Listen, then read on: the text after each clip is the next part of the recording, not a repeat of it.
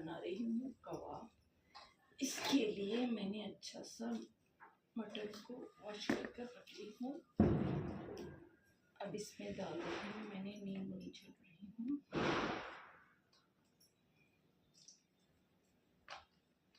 मैंने 1.5 नींबू के लिए डाल रही हूँ।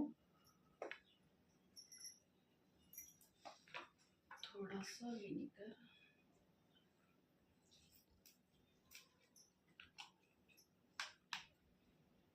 और मैंने थोड़ा सा नमक मिक्स कर रही हूँ।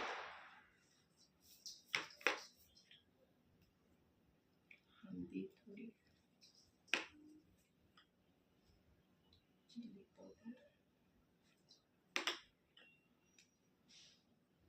अदरक लहसुन का पेस्ट 1 कप मैंने डाल रही हूँ। इसे थोड़ा सा मैंने मिक्स कर कबाब कर ली।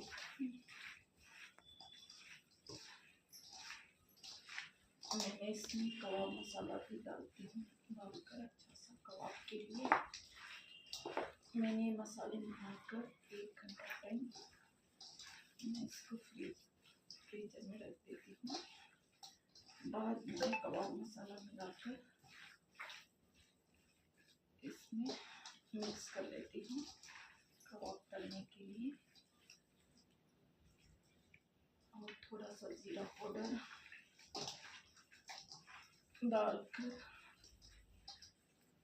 और थोड़ा सा रेड चिली पाउडर डालकर मैंने अच्छा सा मिक्स कर लेती हूँ।